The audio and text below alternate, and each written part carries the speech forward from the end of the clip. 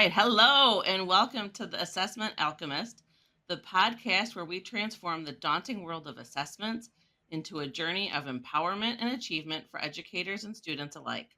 I'm Tina Wiles, your guide in this quest to conquer test anxiety and unlock the secrets of effective test preparation. So let's dive into today's topic and discover how we can turn educational challenges into opportunities for growth and success. Welcome to the Assessment Alchemist. And I am beyond excited to have Melanie. Call you Mel, but Mel Haskins Yep. with us here today to go talk about overcoming setbacks. So thank you so much for joining us. Thank And you for having me. I'm super excited. I just wanted to start off like kind of letting people know a little bit about like what you do, like like what your background is, right? And yeah, kind of why a test was a big deal for you. Not oh, let me say that again. Yep. Not why the test was a big deal, but why So you needed to take the test. Yeah, go ahead. Sorry. exactly. No worries. I started this journey. I grew up in Fall River, Massachusetts. I went to college. I got my civil engineering degree. And in civil engineering, you take back then. So we're talking 30 years ago. You take an EIT, which is now called the FE. And then after so many years of experience, usually it's 4 to 6 years, you take your PE, which is your professional engineering license. So when I graduated, I took the EIT, and then I started a family. I have I moved to New Hampshire, started a job in New Hampshire. I have three children, and I got through the PE. I mean, through the EIT, and wanted to eventually work towards the professional engineering test. I took it multiple times, and I was unsuccessful. You know how life is: three children, three sport athletes, hustling, bustling. And while that was going on, my husband at the time decided to um, use use drugs, and he became addicted to drugs, and it turned into 12 years of trying to manage my three children, plus a drug addiction, plus supporting the house, plus I think hiding it, shame, but still trying to be a good engineer and get to this test. So I put my test on hold. I stopped taking the test in 2015, and So a I minute, when you realized said I had wait, pause for a second. So when you said you stopped taking the test, so you had taken it, but you weren't passing. I Is was that not correct? passing, and Okay, got it. correct. I didn't have the money, because all my money Mhm. was going to drugs. And for me, I was like, once I found out that he had this drug addiction, I was going to fix it, because I'm an engineer, and I'm going to go to Al-Anon, and he's going to go to a rehab, and everything's going to be fine. I'm going to still be on PTO and take my kids, and this is all going to work out. And still keep taking the test. I didn't have the resources. I didn't have the money. I was trying to study in my basement, and I took it multiple times and failed. And then I had to reassess, um,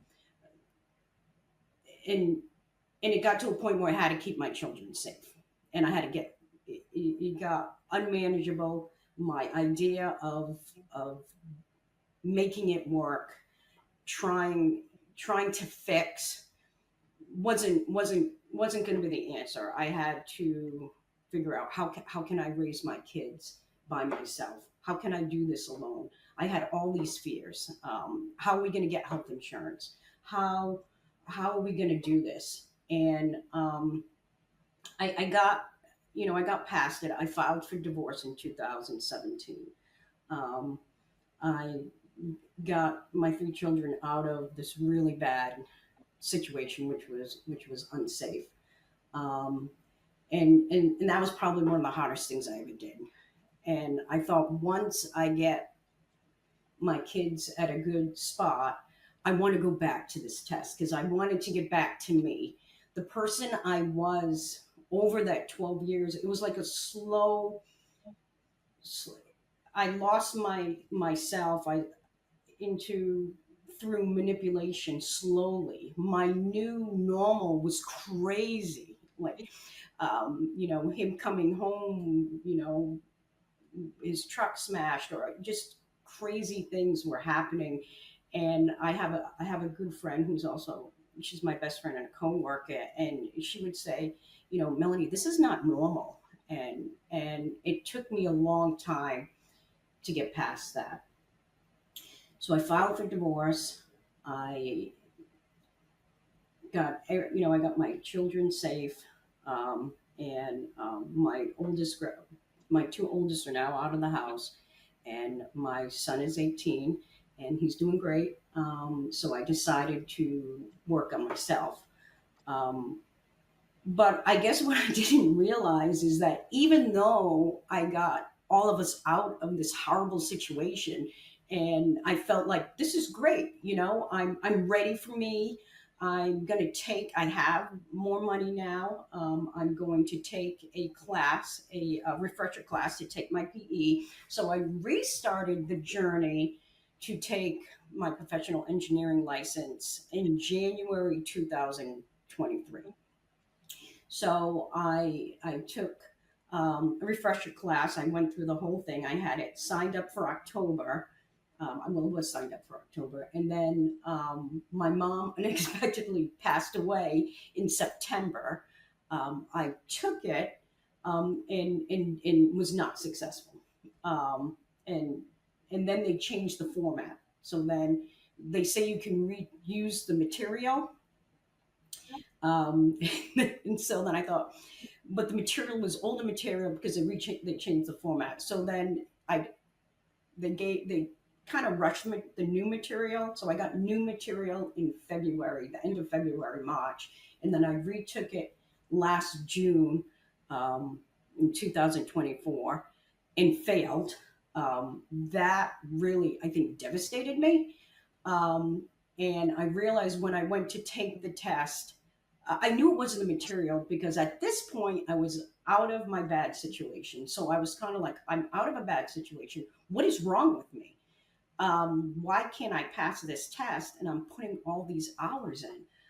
And to the point where the second time I took the test, because I felt like so much was riding on this, that my hand was shaking so much, I had to use two hands to to to hit the start because I knew once I hit the start, this was it. And every time I took this test, I was thinking before I took the test how I was going to retake the test instead of thinking about the test at that time, because I had all this anxiety about seeing that fail again. You click on your email and it says fail, a red fail. And I just the thought of seeing that before I even took the test or signing up for the test. So I knew after the second time, this is more than the content for me. This is I got to figure out why. As an engineer, I'm very black and white. We look at numbers. So the science behind the whole fight or flight was so new to me that I was like, I got to do something different because I didn't want to keep doing the same thing over again. But I also want to accomplish getting my license, my PE license, because it was so important to me. I've been in the industry for 30 years. I'm very highly respected. Everyone would say, Melanie, all you need is this test. And I knew that, which would put more pressure on myself to do it, but never, I guess, go back and, and I had to face what I went through for 12 years. And that was hard for me. That was the hardest. And I think what really was a turning point. My oldest is in law enforcement, and she's going into a police academy, and she had to take a lie detector test, and they asked her if she ever witnessed domestic violence, and she said no, and they said, well, saying here you have, and so after her test, she's like, oh, she called me, and she had memories, and she said, I have these dreams, and she said, did this really happen? And I said, yeah. And she was like, oh. And I think our mind over time puts trauma in a place, but when something like a test comes up with isn't fight or flight, isn't life or death, we we go back to that. And and I and that was probably the hardest I had to overcome. I had to go back to those horrible times and face it. And I never want to be, a survivor of domestic violence, or even say that. But I was, and I had to be like, okay, this happened to you. You have to address it and work on how your response is to stress. And I did that through working with you and a therapist, and to overcome it. And it was it was the best thing I ever did, because the person I am right now compared to the person I was just a year ago is night and day.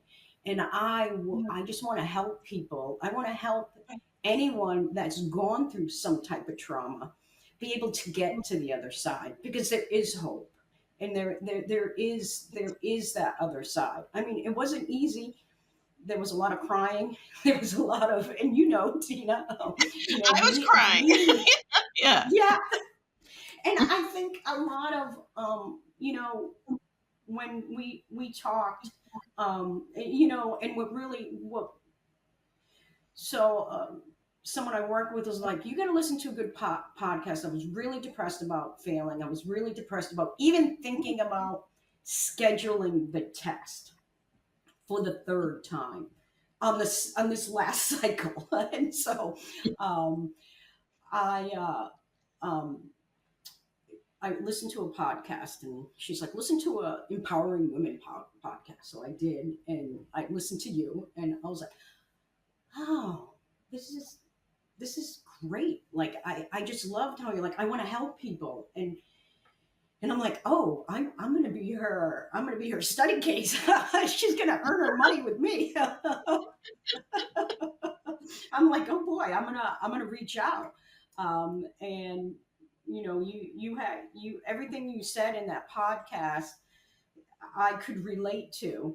And I, at the time, I didn't know what was wrong with me, but I could relate to. Um, I knew something had to change. And then so that email changed my life to you. I feel like it changed everything. And I hope it can change other people too. And yeah, I mean, going through learning about my trauma, overcoming my trauma, still putting the work in. I put a ton of work in. Um, I did, a month before the test. Yeah, I know. I did. I Yeah. did 10 hours Saturday, 10 hours Sunday, 10 hours on Friday because I took Friday off. Um, and I I still sometimes am in disbelief. In taking the test, I didn't need two hands to press the button. Um, I knew this wasn't life or death, and it was great. And the process worked. It takes time, and you're gonna fall, but the process does work. Yes. It's process over outcome, right? It's the doing the Yes, it's not thinking about the pass or fail, but doing the day to day that is going to get you to that pass. But I just want to touch on a couple things that you shared. First of all, thank you so much for sharing your story. And again, every time we talk about it, I end up crying because you, yes, to me, are a real life Wonder Woman. Like, what? you have gone through and endured, and that you were even trying to be taking, like, progressing professionally by taking the professional engineering exam when you had so much going on in your personal life, is mind blowing to me. And that you came through, you were able to raise three successful children. Like, as we've gotten to talk, I got to learn more about your kids, and just Yeah. like, yeah, like, you to me are a real live Wonder Woman. And Thank you. the first the first time that we spoke, and you kind of gave me some of the background about what had happened, we did talk about this flight or flight mode. And you have been living in fight or flight mode for so long. And what happens biologically is that when we're in that constant position of stress, our body no longer knows what actually is real threats and not threats, Yes. right? And so that's why, and because the test, so, for those that don't know, in the world of civil engineering, professional engineering license, it's like brings you to the next level, right? Like, uh, you get a stamp, so you can stamp your own drawings. Um, It's like a senior engineer, right? Is what, like, the yes. yeah. And, in Yes. other So, engineering disciplines, it um, doesn't matter as much, but yes, the professional engineering license in civil engineering. Because I didn't have my license, I became very good technically. So I was really good in highway, really good in stormwater drainage design and hydraulics because I I was able to still do the work and learn. But I wanted the next level. I wanted to stamp. I felt like I was someone else had to stamp my plans, and that would drive me crazy. To me, it was a very personal thing to be able to stamp the designs I've done. And my company, I have to say, I've been with them for 30 years, and they've been, great, knowing and putting me in positions, knowing my background. Um, but I wanted more for myself. I, I, I wanted it. I could taste it. I wanted it, and I did it. And every fall, I picked myself back up. I don't know, I told you the story about the last time I failed. I got rid of my kitchen table, sold it on Facebook Marketplace for free. I didn't even sell it. I never liked that table. And then, and I was like, oh, now I don't have a kitchen table. But I mean, you pick yourself back up. I know. I don't even know why I did that. And I just want, when you want something and you put the work in, and then you can address, you find out what you need, and everybody's different, and what worked for me might not work for someone else. But the same thing is the bottom line is to address whatever that trauma is, how to address the fight or flight. And that was what worked for me. And through my failures, I learned a lot about myself. So failing isn't, I was listening. I've been doing a lot of meditation to help with my fight or flight, and one was the gift of failure. Uh, and I've learned more about myself and my failures and overcoming. Um, passing is great too. I'm not going to lie. So, but I did because I failed a lot to get to the passing. So I think maybe I just had to learn a lot about myself. And then now I'm here, and I passed, and yeah, now I feel like the sky's the limit, even at my age. So absolutely. And the content was never an issue for you. I know you felt like it was, right? But, like, I joked around that you knew the material so well that you could write the books, you could write the test questions. that Yeah. No. you were putting in the time. In fact, sometimes I was like almost like you need to not put in so much time, but you were doing stuff like almost every day, all weekend, like a very intense preparation plan. But we know that some of the mindset stuff was the bigger issue. So, what you already mentioned meditation, what other strategies or tools were helpful for you this time around? The one of the biggest thing is, I call it the tapping script that you gave me. So when on our first meeting, I was a mess because I finally got the courage to sign up for the test, which was huge for me with my anxiety. And I signed up for the wrong test. I signed up for the PE construction instead of the PE transportation. So I was a basket case. So I was trying to figure out how I could switch that. And you gave me, and you told me about the tapping script and the science behind it. So every morning before I would study, I would do the tapping script. Um, and that just kind of got me in a more relaxed, focused mode. And I feel like the more relaxed I was to focus, because I would do a practice problem, and if I didn't get it right away, I would get frustrated. Like, why can't I get this? I've taken this test, a bunch of times. I've seen this problem. Why can't I get this? And then I would spiral. I'd have to stop, take some deep breaths, and then think clearly. And I would say things to myself. Um, and it worked. I have stickies. It was a mindset.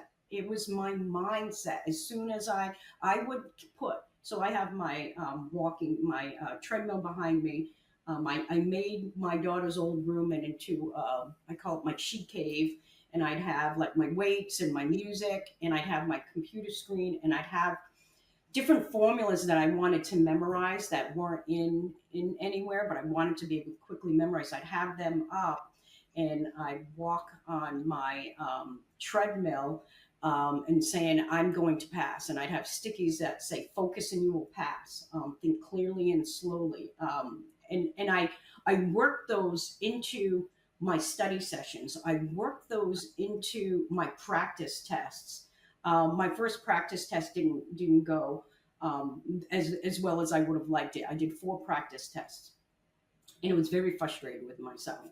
And the more I got frustrated, the more I couldn't remember. But the I had to stop, and in my mind, my early mind, I was like, I keep going. I'm wasting time.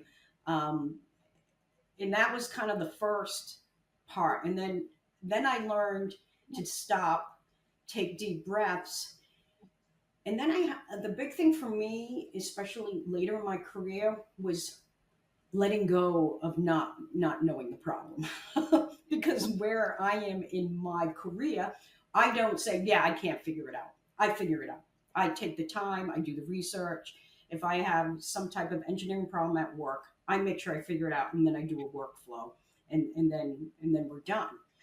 So I had to change my mindset to be like, okay, I could spend more time on this problem, but I had to stop, flag it, and then move on, and then go. So moving on for me was probably, I was a slow learner for that. So towards the end, by this maybe the third practice test, I think I finally mastered that, and then I utilized that. So I would take each little tip. The first thing that worked was the tapping strip, because I had to get myself grounded. I had to be able to breathe, Yeah. or I was not going to remember anything. So I had to open up my mind, and all that work I put in, I had to be able to retrieve it.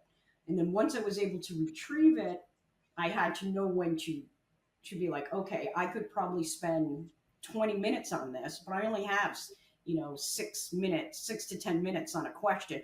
I had to be like, I'm gonna flag that, and then go back to it. And I think on the test, that's that's what put me over, because they were somehow like, oh yeah, no, you're not getting me on this one. So I was like, I would try to find the gotchas, and oh no. Um, And this is the one other thing I thing, noticed. What I noticed for you is that when we started working together, when you were getting problems wrong, it was your thoughts immediately were, "What don't I know?" or "What am I doing wrong?" And you're throughout the process, you switch to, "Oh, that's a bad question," or the way they have it right. Like it went from "It's my problem" to "It's the test, and I need to move on and do other things." yeah, yes, yes.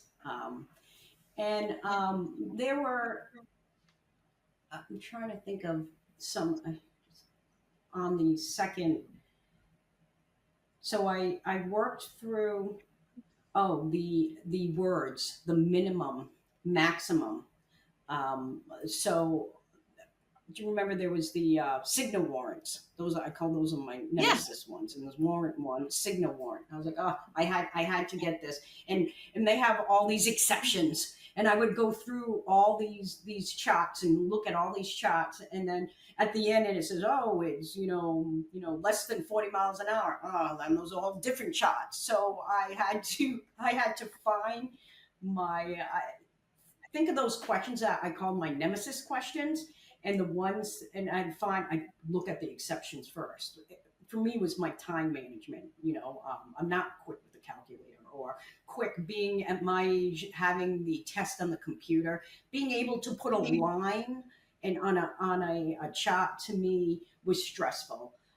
So I tried to work on my time management by looking at exceptions, looking at minimum, maximum, and finding the gotchas and reading it a few times. Even though at the beginning of this process, I thought I'm wasting time, but I wasn't. I was actually saving time. And Right, that was kind of the exactly. things I picked up later. Yeah, yeah. So So, what did test day look like for you this time compared to what, like, from when you woke up to when you finally hit the submit at the very end of the test? Like, what was different?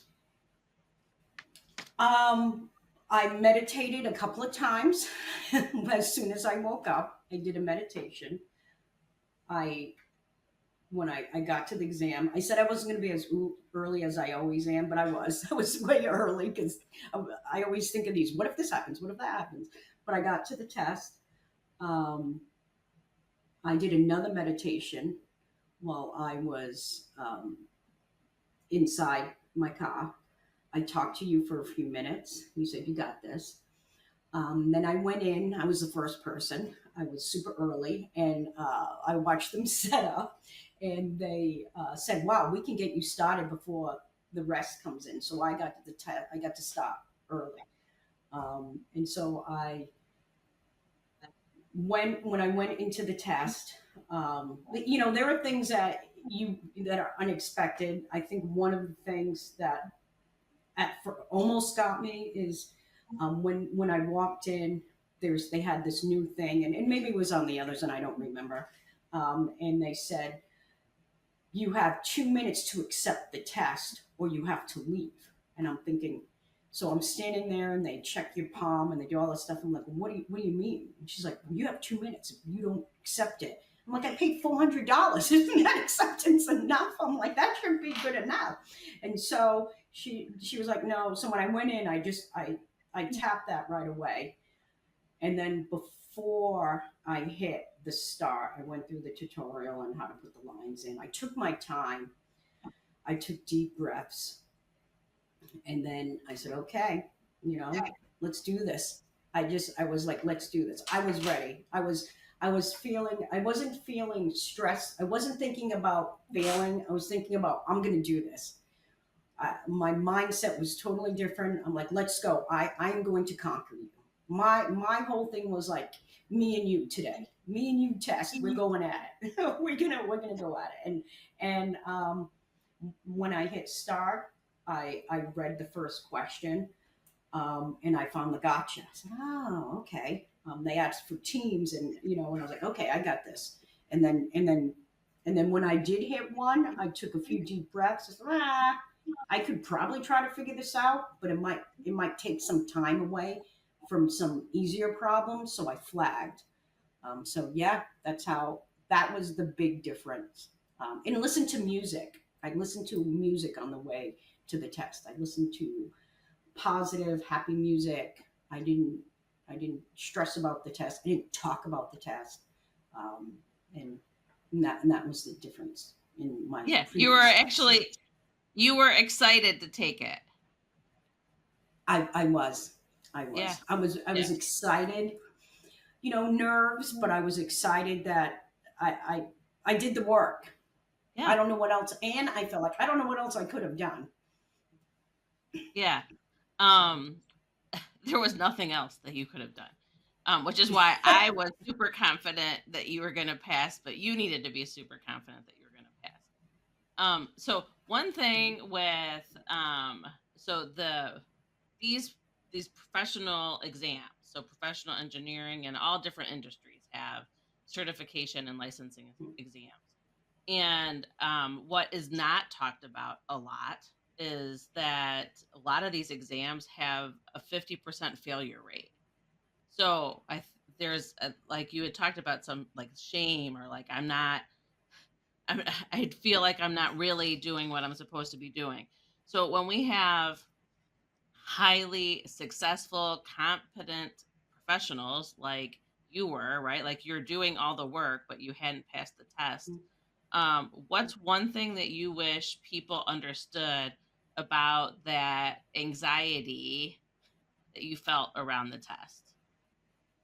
Or like what was something that you could share with people that might be in that same situation where like I haven't passed and I have this anxiety, but I do want to, this is like a goal I have or what I want to do in life. yeah, I would say talk about it. Talk about it. Talking with other people. I mean, even with the drug addiction, there was shame in that. Not being able to pass this test, I had so much shame. But once I started to talk about it, especially with other professionals, you'll find that they didn't pass the first time. They went through some Yeah. of the same struggles. I think we're in this society where we have so much about successes. I did this, I did that, I did this, I did that. I want to hear about what you didn't do. Because to me, Yeah. uh, how did you overcome? And I know, you always hear, a winner is just a loser, trying one more time. And it's true. So just because you hear other people's successes doesn't mean it was easy for them. I talk about it, find the resources. It's okay to, I was at a point where I knew something was wrong and I'm going to find out. My first thing is I thought I had a learning disability. And then I found out I didn't have a learning disability. I'm thinking, oh my gosh, then what's wrong with me? I don't even have a learning disability and I can't pass this test. So what I mean, sheesh, so I'm thinking, oh my goodness, I've really got problems. So I was like, okay, now where do I go? I felt almost lost. I didn't even know who to talk to. And that's why talking to other people, and it's okay. People aren't going to say, oh, even though you feel shame and I felt shame about not passing this, um, it's to talk about it and find the resources, and don't be so hard on yourself. And I can say that now, but I am my worst enemy, and I was so hard on myself. I would set things, well, if I pass this test, I'm going to do this. But if I don't, I would punish myself for not passing. So you can imagine the years of not passing. I just over and over, I was punishing myself. And I stopped doing that. I was like, hey, this isn't the hardest thing that you've ever done. I mean, you raised three kids. I mean, I was so worried during my divorce that all these things would happen, and every single one did. My biggest fear was that he was going to pass away because of drugs, and he did. And I'm still okay from that. my kids are still okay. It wasn't easy, but I overcame it. And if I can overcome that, I can overcome this test. And I think but I had to address a lot of stuff. And I think don't be so hard on yourself and talk about it would be the two things I would say to someone in my position, Yeah. in my situation. There's fantastic advice. So, Yeah. I going through this huge emotional journey with you, and I was so honored to actually have the opportunity to speak with you, like, when you passed, or, like, when you got the notification, right? The email that came through that all this work that you done and the years of pressure and all of the stuff that went along with it, it was all done. So now that you are Melanie Haskins PE and you have a really cool stamp, Yeah. what's next? What are you doing now? Because you have all these hours that you used to study, and so, so what are you doing? Yes. Well, first, I was during this process when I kept failing. I would fail, and I was trying to sell my house to get closer to my dad after my mom passed. So I failed the test, and then I put my house on the market, and then it wouldn't sell. So then I took the test. So now that I passed, I put my house on the market. So I've been putting a lot of time into that. But professionally, I'm working on all my reciprocity. Um, and I want to stamp as much as I can. I want to build stormwater at my company, um, and build my team, and working on multiple states. So right now I'm working on my reciprocity in Massachusetts and Florida, and yeah, expanding and doing more scoop and fees and getting work and being more of the face of my company. So yeah, for Stillmore. That is absolutely amazing, and some of my favorite Yeah, things of well, I've obviously love seeing how much you've grown and the confidence and the I well, I can't even think of the words, like, how open you are to sharing your story and wanting to help others, and knowing that it what it feels like to be at that part where you're just ready to give up, right? Like, I just keep doing it. But you, that where other people might give up, you were already like, before you even took it, you're like, "What am I gonna do differently the next time?" I go to yeah, take it, exactly, right? Like, you're like, exactly. Yeah, I will figure this out, and I will pass." And so some of my favorite things were, being online with you when you're able to change your title on LinkedIn, and then, like, your email, yeah, you had already changed yeah. your title in your email footer.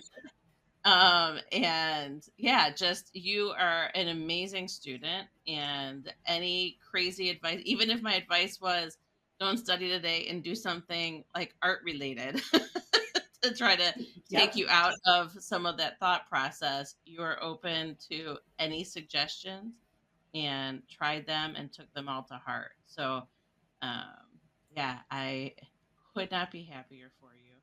And I love that you're thank stamping you. all over the place. Yep, I am.